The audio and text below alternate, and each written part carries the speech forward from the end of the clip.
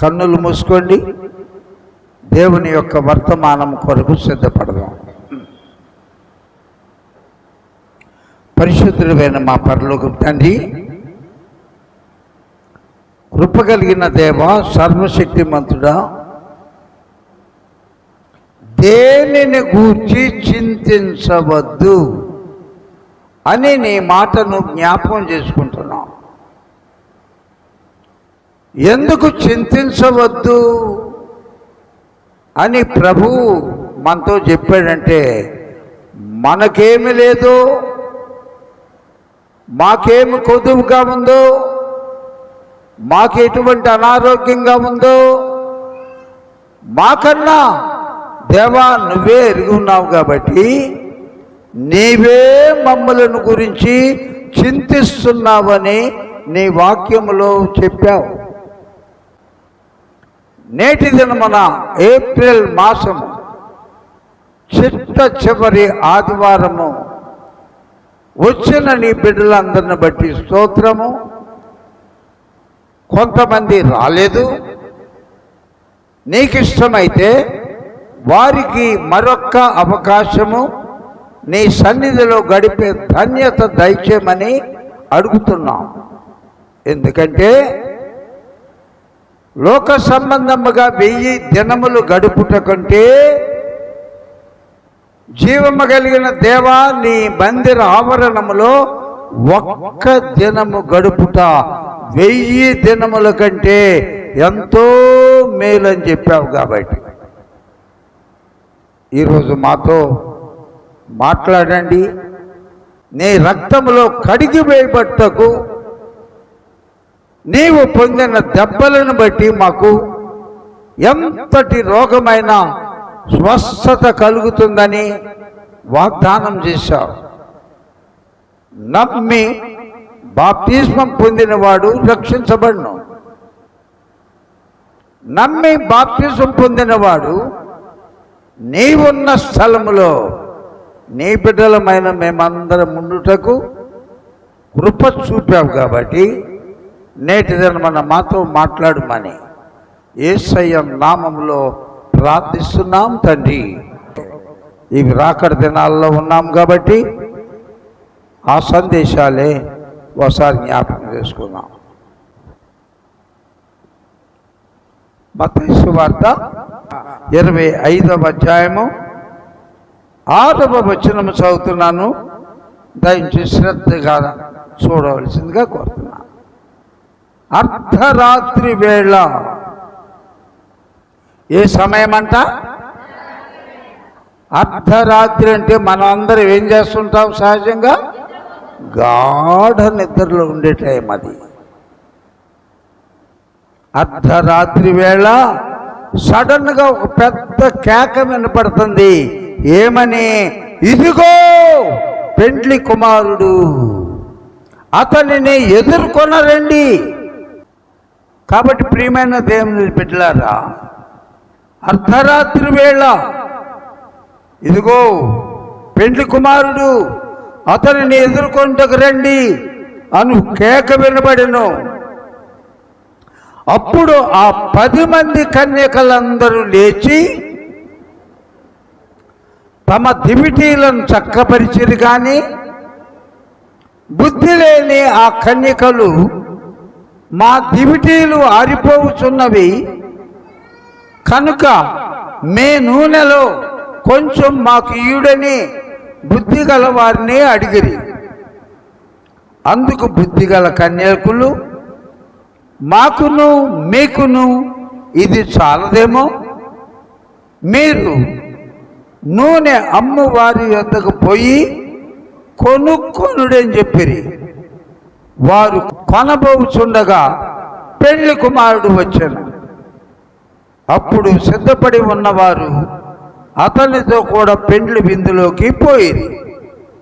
అంతటా తలుపు వేయబడెను. ఆ తరువాత తక్కిన కన్యకలు వచ్చి, అయ్యా అయ్యా మాకు తలుపు తీయమని అడగ్గా, అతడు మిమ్ములను ఎరగనని మీతో నిశ్చయమైనగా చెప్పుచున్నానని. ఆ దినమైన ఆ గడి అయినా మీకు తెలియదు కనుక మెళుకువగా ఉండుడి. ఎవరికి తెలియదంట? ఆ సమయమైన ఆ గడి అయినా మీకు తెలియదు. ఎవరికో అమెరికా వాళ్ళకి కాదు, షిలోహ్ చర్చి మినిస్ట్రీస్ దేవపురంలో చాలా మందికి తెలియదు. ఎప్పుడు వస్తాడో యేసయ్య?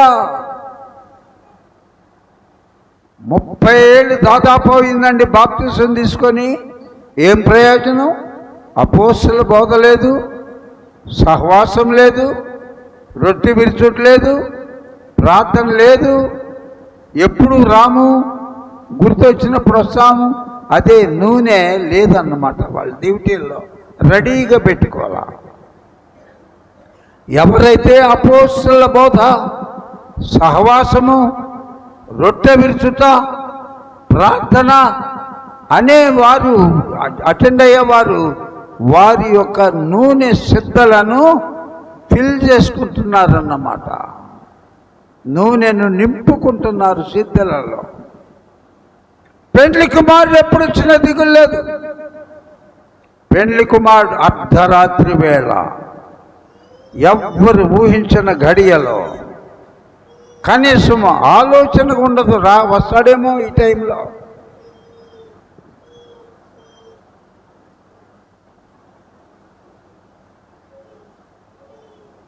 తీరా అర్ధరాత్రి వేళ పెండ్లి కుమారుడు ఇదిగో అని పెద్దగా కేక వినపడిందంట. అప్పుడు 10 మంది కన్యకలు లేచారు, చక్కగా వెలిగించుకున్నారు. సిద్ధులలో ఎక్స్ట్రాగా నూనె తెచ్చుకున్న వారి దివిటీల్లో పోసుకున్నారు. పరుగులెత్తుకుంటూ పెళ్లి కుమారుడు దగ్గరికి వెళ్ళారు. మిగిలిన 5 ఏమన్నాడు బైబిల్లో? వారి పేరు బుద్ధి లేదు అంట.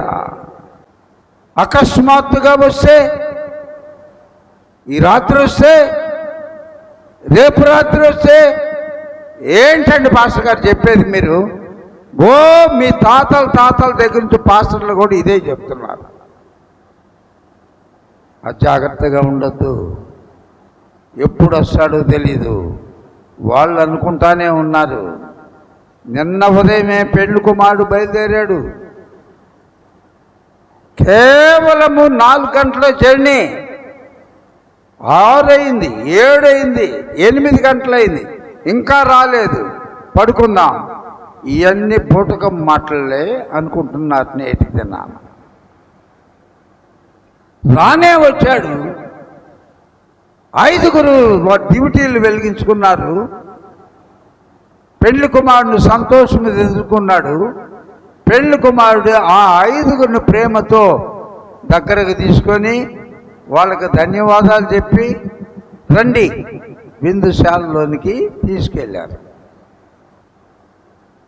ఆ తర్వాత అయ్యా లోపలికి వచ్చారు చూడు 5. వారిది మాది ఒక ఊరే, ఒక సంఘమే, అందరము కన్యకలమే.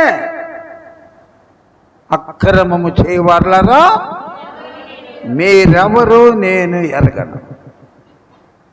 ఎన్ని సంవత్సరాలు ఇచ్చాంట్రా నువ్వు మారు మనసు పొందటానికి? ఎన్ని సంవత్సరాలు ఇచ్చాంట్రా?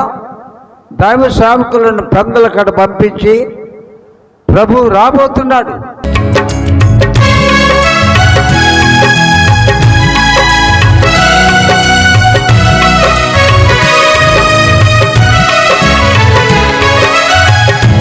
సమయములో కడపూర శబ్దంలో చేరుకునే విశ్వాసమునే కొందా.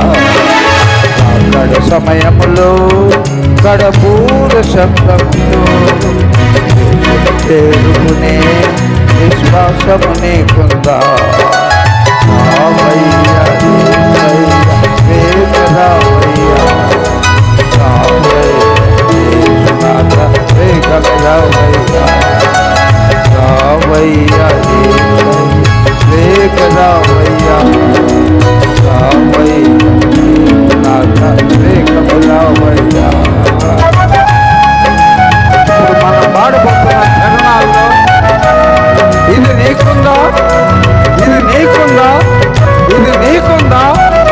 చరణాలు ఉన్నాయి, నీకుందేమో ప్రశ్నించుకో.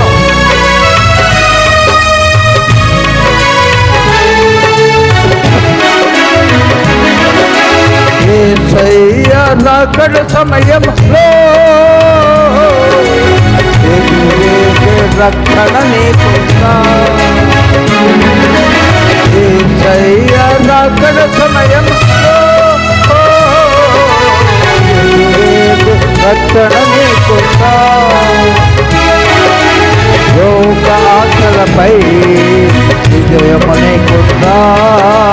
లోక ఆశలపై విజయము నీకుందా?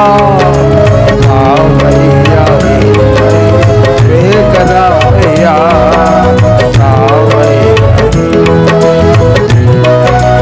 హల్లెలూయా రావయ్యా రావయ్యా.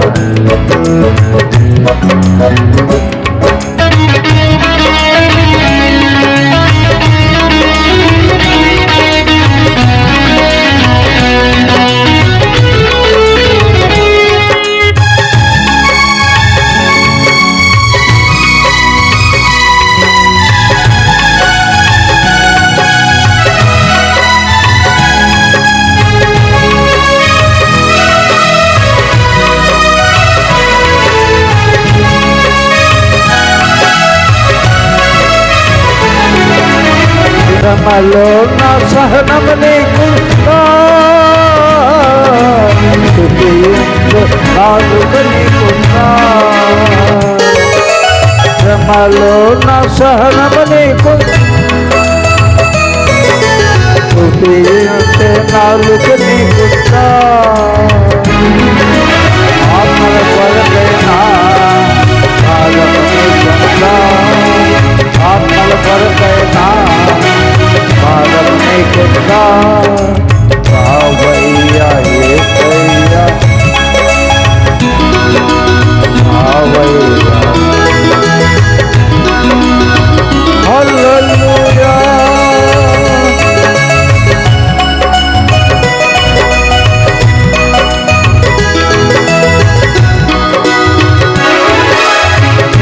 పాత లోక జీవితము ఘోర భయమైనా, పాత లోక జీవితము ఘోర హృదయమైనా, నూతన హృదయముతో ఆరాధన నీకందా? నూతన హృదయముతో ఆరాధన నీకందా? రావయ్యా వేగ రావయ్యా రావయ్యా రావయ్యా ఏకయ్యా.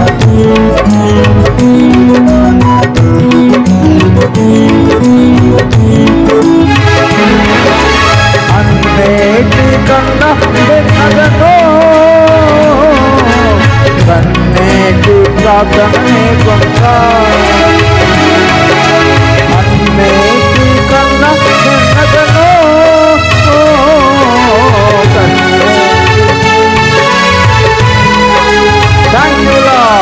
అన్ని వేళలా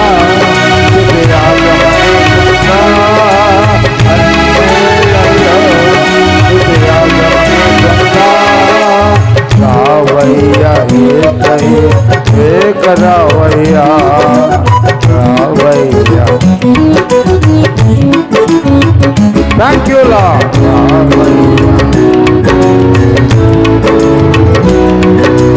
రావయ్యా రావయ్యా ఏకయ్యా ఏక రావయ్యా రావయ్యా.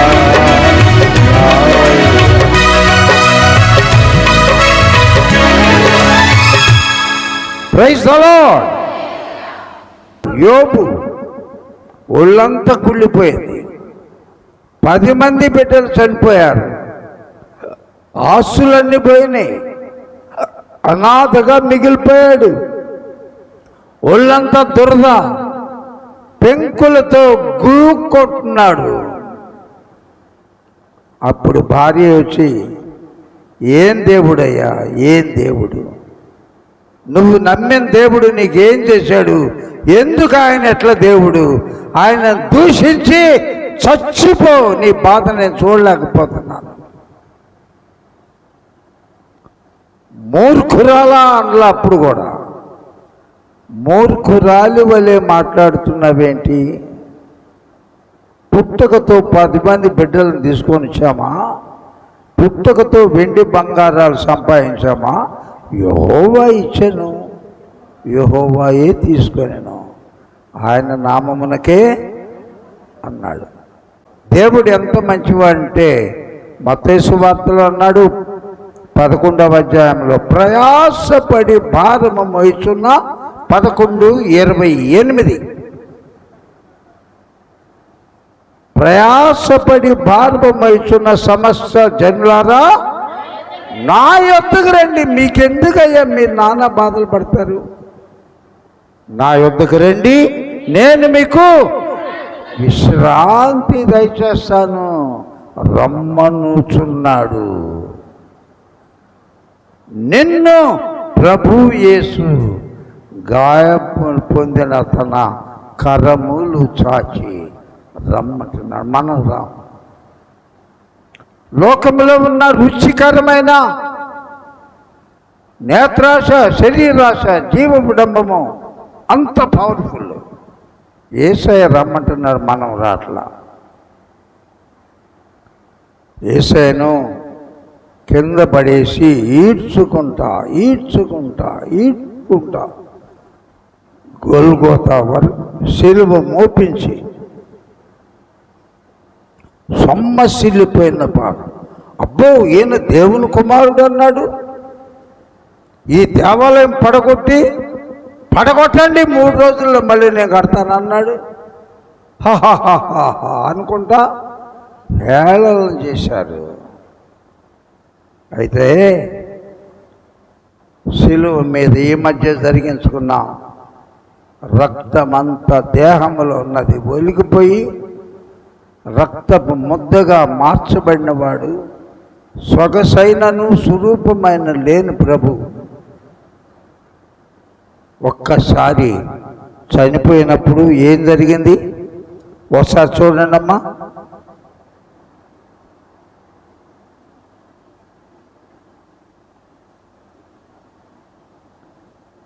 మార్కు సువార్త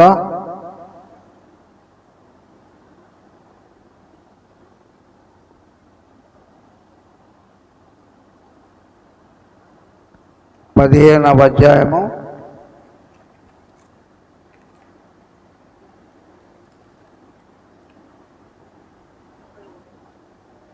సృష్టికర్త తను పడుతున్న బాధ సృష్టి కూడా చూడలేక 15వ అధ్యాయము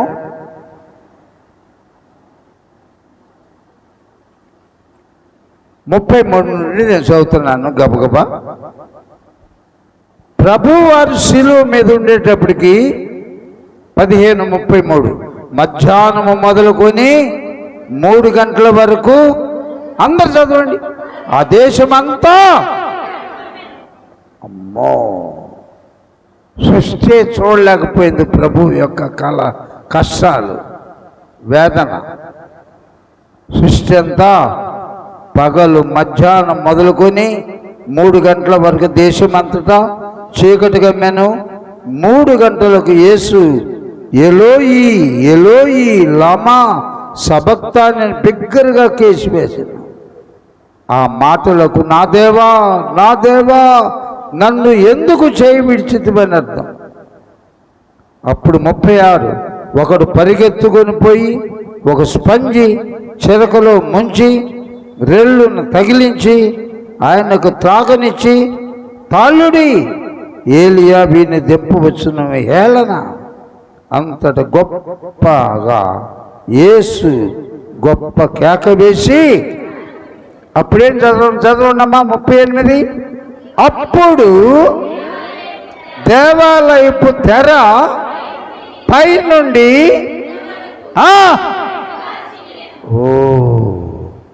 అప్పుడు పక్కలో పొడిచిన శతాధిపతి అంటున్నాడు, ఇలాగు ప్రాణం విడుచుట చూచి నిజముగా ఈ మనుషుడు ప్రైజ్ ది లార్డ్, నిజముగా దేవుని కుమారుడు. మరియమ్మ యోసేపు కొడుకు అనుకుంటున్నాం, బడాయి మాటలు మాట్లాడుతున్నా అనుకుంటున్నాం. ఈ చీకటి గమ్మటం ఏంటి, సమాధులు తెరవబట్టం ఏంటి, అనేక మంది చనిపోయిన వారు తిరగటం ఏంటి, భూకంపం కలగటం ఏంటి? నిశ్చయముగా ఈ మనుషుడు దేవుని కుమారుడు అని శతాధిపతి సాక్ష్యం ఇచ్చాడమ్మా. కాబట్టి ప్రియమైన దేవుని బిడ్డలారా, ఇప్పటికైనా నువ్వు నమ్మావా యేసయ్యను? లేకపోతే నష్టపోతావు. దేవుని యొక్క జీవపు మాటలు మన హృదయంలో నాటి ఆయన రాకడకు ఎదుర్కొనుటకు సిద్ధపడినట్లుగా కృప చూపునుగాక. ఆమేన్. సర్వశక్తిమంతుడా, పరలోకమందు భూలోకమందు సర్వాధికారం కలిగిన తండ్రి అయిన యెహోవా, మహాగణుడవు మహోన్నతుడమైన నీ నామమునకు, నీ పాదములకు, మా రక్షకుడు, మా ప్రభువు, మా విమోచకుడు నజరేయుడైన యేసుక్రీస్తు నామములో ఈ చివరి ఏప్రిల్ మాసములో ఆదివారము 2వ ఆరాధన ఆద్యంతములు క్రమముగాను మర్యాదగాను మీరు జరిగించుకున్నందుకు, నీ నామానికే మహిమ తెచ్చుకున్నందుకు నీకు స్తోత్రాలు. నువ్వు వచ్చే దినాల్లో ఉన్నాయి, మేము బ్రతుకుతున్నాం. చాలా మంది నిర్లక్ష్యంగా ఉంటున్నారు. విడిచిపెట్టబడేవారు ఎవరు? మధ్యాకాశమునకు ఎత్తబడేవారు ఎవరు? యెరూషలేము పట్టణములో స్థిరంగా ఉండేది ఎవడు? యెరికో పట్టణము దిగిపోతూ దొంగల చేత కొట్టబడేది ఎవడు? నమ్మి బాప్తిసం పొందేది ఎవడు? నమ్మని వానికి శిక్ష పడేటట్లుగా నరకంలో పడేది ఎవడు? ఇవన్నీ నీ వాక్యము ద్వారా అర్ధరాత్రి కేక. పరిశుద్ధాత్ముడ మీరు మాట్లాడినందుకు స్తోత్రాలు. ఎవరైనా నూతనముగా వ్యాపారం చేయాలనుకుంటే వారికి ద్వారాలు తెరవమని ప్రార్థిస్తున్నాం. ఉద్యోగాల కొరకు ఎవరైనా ప్రయత్నం చేస్తుంటే వారు అడుగు వాటికన్నా ఊహించు వాటికన్నా మిక్కిలి దీవెనకరమైన ఉద్యోగాలు, వివాహాలు, వ్యాపారాలు వర్ధలు చేయమని చదువుకుంటున్న బిడ్డలందరినీ మీ పాదాలకు అప్పగిస్తూ సమస్త మహిమ ఘనత ప్రభావములు మీకు ఆరోపిస్తున్నాం ప్రభువా. కూడిన మమ్ములను, రాలేకపోయిన బిడ్డల కుటుంబములను, మా కుటుంబములను కూడా మీ పాదాలకు వశపరుస్తూ అతి త్వరలో రాబోతున్న మా ప్రభు, మా రక్షకుడు నజరేయుడైన యేసుక్రీస్తు నామములో ఇప్పటి వరకు నీ పాదాల చెంత అడిగినవన్నీ పొంది ఉన్నామని నమ్ముతూ ప్రార్థించి వేడుకుంటున్నాం తండ్రి. మన తండ్రి అయిన దేవుని యొక్క ప్రేమ, కుమారుడైన క్రీస్తు యేసు యొక్క కృప, ఆదరణకర్త పరిశుద్ధాత్మ దేవుని అన్యోన్య సహవాసము, సన్నిధి, రక్షణానందము ప్రభు వచ్చు పర్యంతరము కూడిన మనకు, భూమిపై ఉన్న సకల పరిశుద్ధులకు తోడై ఉండును గాక. Praise the Lord. Hallelujah, hallelujah. అందరికీ వందనాలమ్మా. సమాధానంగా కలుసుకుంటాం.